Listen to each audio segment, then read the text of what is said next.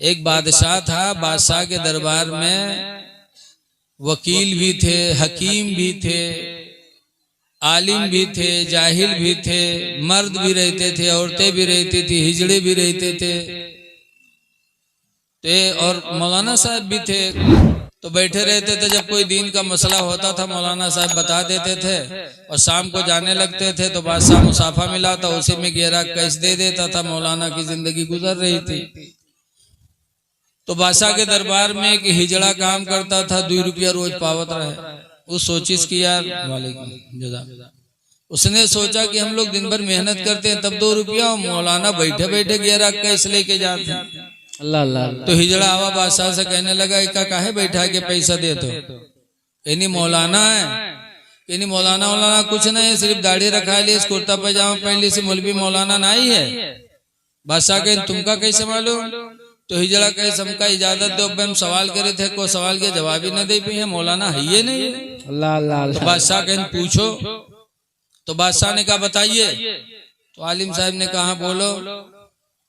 तो हिजड़ा ने कहा बताओ कि दुनिया का बीचों बीच हिस्सा कहाँ है? अल्लाह अल्लाह।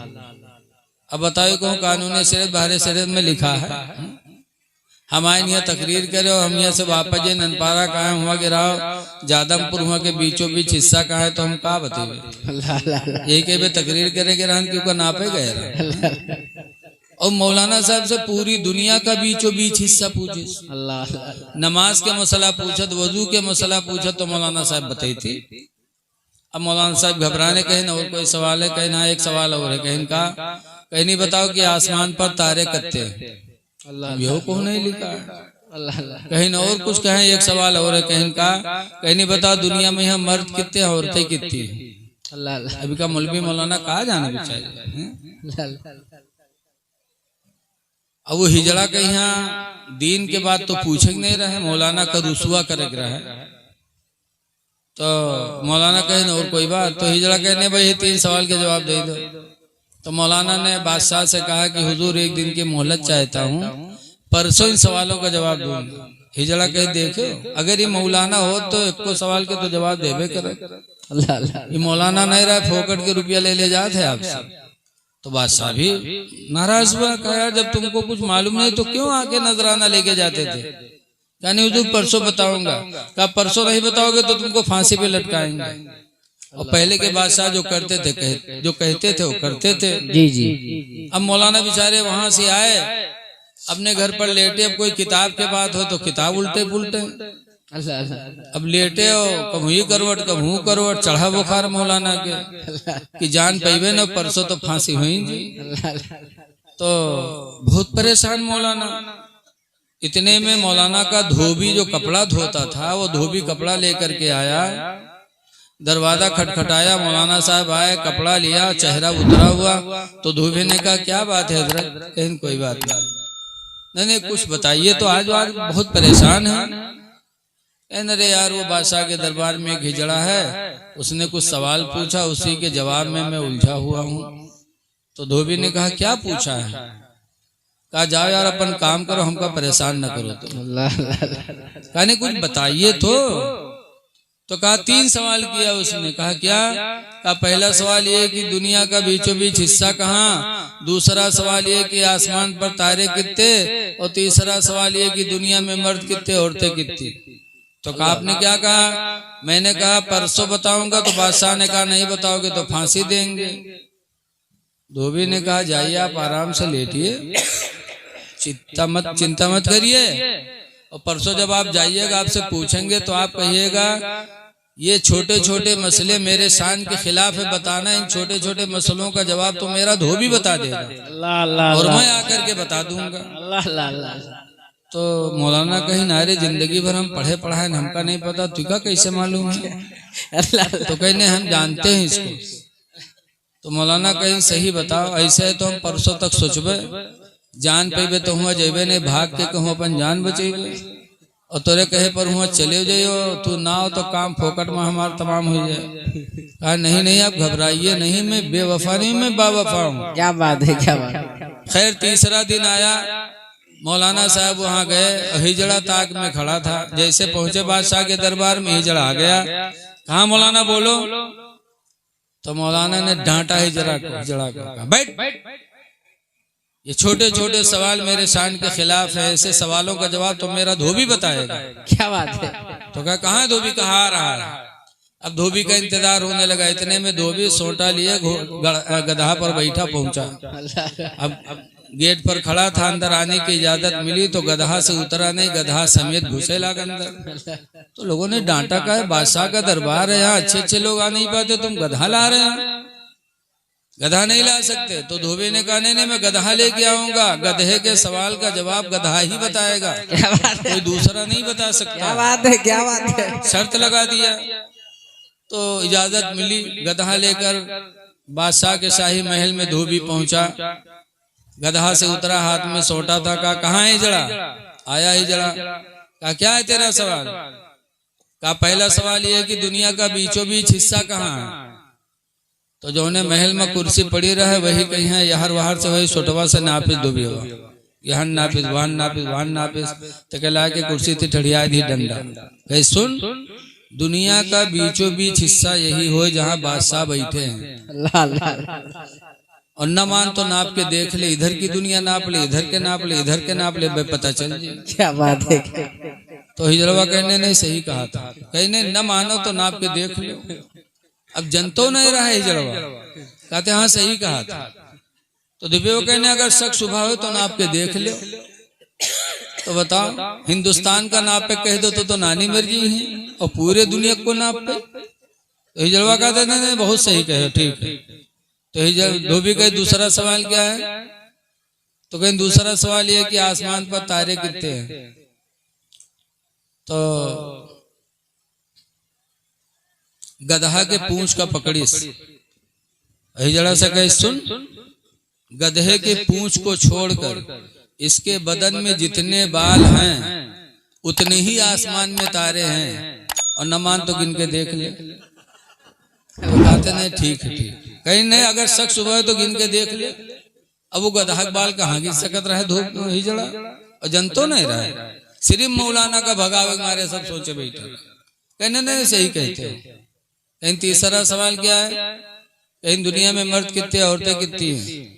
वह धोबी गिनती गिने लाग, 1 2 3 4 5 6 7 8 9 10 11 12 13 14 15 16 17 तक गिनती छोड़ दी। फिर शुरू से गिने लगे 1 2 3 4 5 6 7, कुछ दूर तक गिना, फिर छोड़ा, फिर शुरू से गिनने लगा। 3-4 मरतबा गिनती गिनी छोड़ीस, गिनती गिनी छोड़ीस। वो के बाद हिजड़ा पकड़ी से वही सोटा से पीटे ला। जब पीटे ला तो हिजड़ा चिल्लाना का बादशाह सलामत बताइए बचाइए। बादशाह ने कहा रे भाई हिजड़े को क्यों मार रहे हो। तो धोबी ने कहा चुप रहिए, पहले इसको मार डालूंगा फिर बताऊंगा कितने मर्द कितने औरतें हैं। कहा नहीं क्यों मार। नहीं पहले इसको हम खत्म कर लें फिर बताएंगे। मैं मर्दों की लाइन लगा करके मर्दों को गिनता हूँ तो उसमें घुस जाता है, औरतों की लाइन लगा के गिनता हूँ तो उसमें घुस जाता है। तो पहले इसको खत्म करूंगा फिर बताऊंगा कितने मर्द हैं कितने औरतें। तो हिजड़ा ने कहा हुजूर माफ करिए, छोड़ दीजिए, मैंने मौलाना को भगाने के लिए सब कुछ सोचा था। तो मौलाना से जला तो मारा भी गया, रुसवा भी हुआ। क्या जो अक्लमंद लोग हैं वो आलिम मौलाना की बुराई नहीं करते। बेशक कमी हो सकती है, कोई सोचत है कि तो मौलवी मौलाना फरिश्ता है।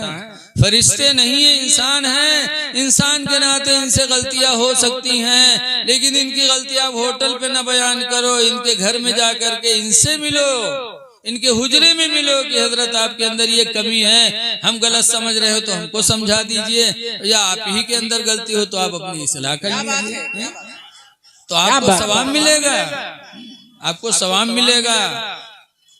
बहरहाल दरूद शरीफ पढ़िए, अल्लाहुम्मा सल्ली अला सय्यिदना मौलाना मुहम्मद बारिक वसल्लम सलातो व सलामन अलैका या सय्यदी या रसूलल्लाह सल्लल्लाहु तआला अलैहि वसल्लम। सूरह कहफ की आखिरी आयत मैंने पढ़ा है, 16वां पारा है। अल्लाह फरमाता है फमन कान यरजू लिका रब्बिही, जो अपने रब से मुलाकात करना चाहता हो, जो अपने रब से मुलाकात की उम्मीद रखता हो कि हम अपने रब से मिलेंगे, तो अल्लाह कहता फलियामल अमलन सालिहा, तो चाहिए कि वो अच्छा अमल करे। सुभान अल्लाह। अमल सालिहा करो अगर खुदा से मिलने की उम्मीद है तो। बेशक बेशक। अमल सालिहा में सबसे बेहतर अमल क्या है? तो वो नमाज है। आप जानते हैं सबसे बेहतर अमल नमाज। इसीलिए अल्लाह के रसूल सल्लल्लाहु अलैहि वसल्लम ने फरमाया अस्सलातु इमादुद्दीन, नमाज दीन का खंभा है। बेशक बेशक। सुभान अल्लाह। मन अकामहा फकद अकामद्दीन, तो जिसने नमाज पढ़ लिया उसने दीन का खंभा गाड़ दिया। वाह वाह वाह वाह वाह। नमाज पढ़ो, दीन का खंभा गाड़ो, मजबूत दीन को करो। माशाअल्लाह। वमन तरकहा, और जिसने नमाज छोड़ दे फकद हदमद्दीन, तो उसने दीन को ढा डाला। अल्लाह अल्लाह अल्लाह। अब अगर कोई बेनमाजी कहे मैं आशिके रसूल हूं तो वो झूठा है। आशिके रसूल होकर के दीन को कोई ढाएगा?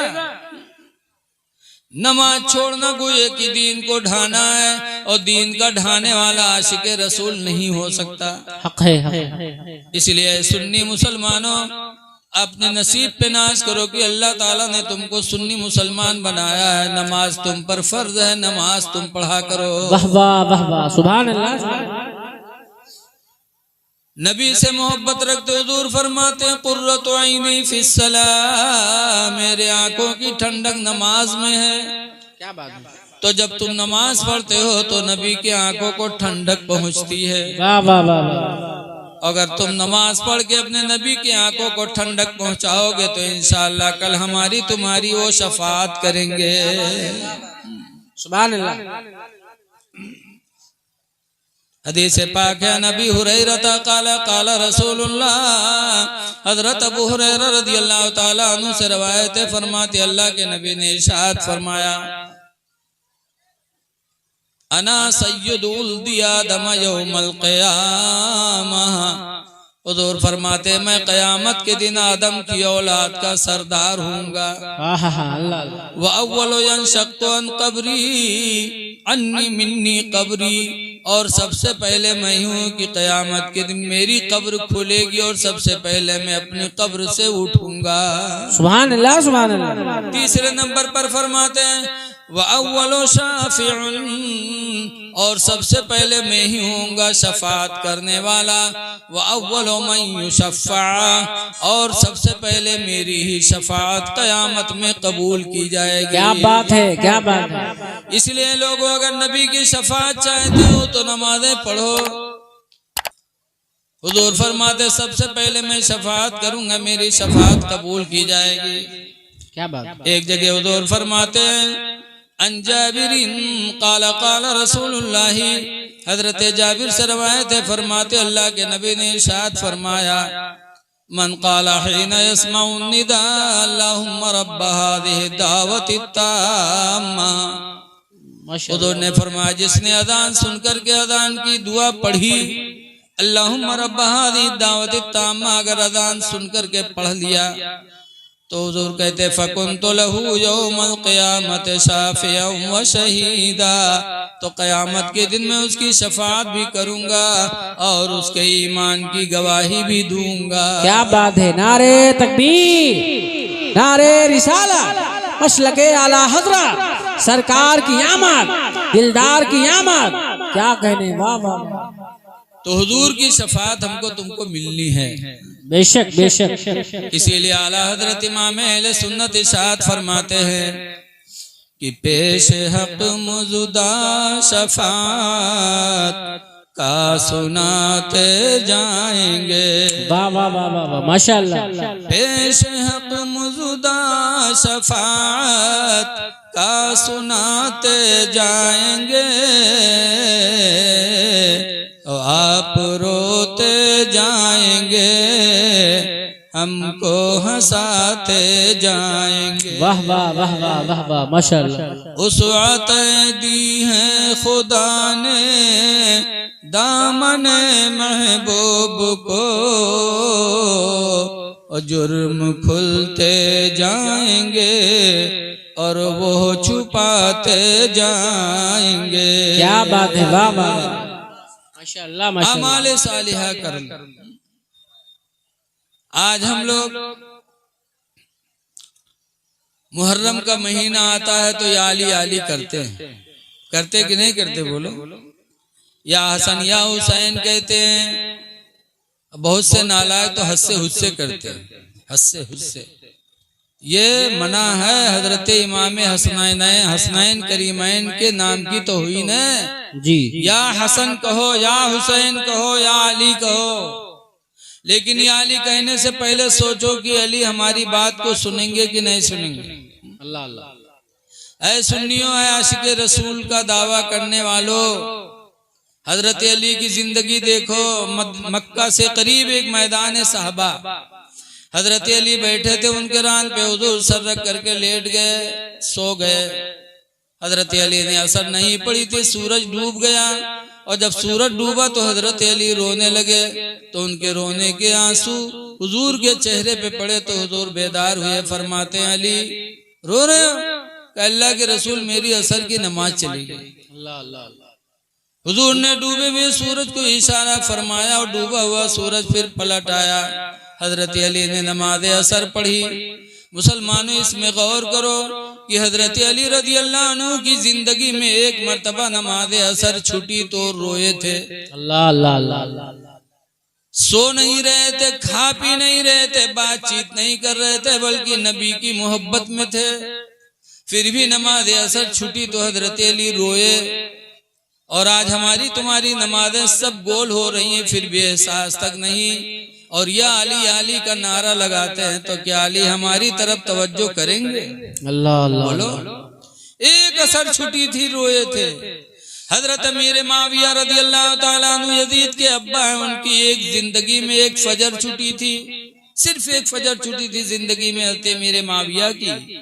तो पूरी जिंदगी पूरा दिन रोए थे, इतना रोए कि अल्लाह ताला ने फरिश्तों में फरमाया, फरिश्तों गवाह हो जाओ, मेरा बंदा माविया नमाज फजर की छूटने पे नादी में रो रहा है। मैं 500 रकातों का सवाब अमीर माविया को दे रहा हूँ। क्या कहने हैं, वाह वाह वाह।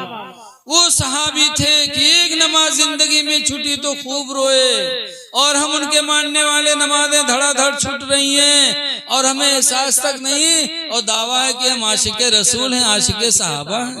अल्लाह अल्लाह। ये झूठा दावा है। न नबी के आशिक हो, न रसूल के, न सहाबी के आशिक हो। अगर आशिक होते तो नमाजें हमारी तुम्हारी नहीं छूटती। बेशक बेशक बेशक।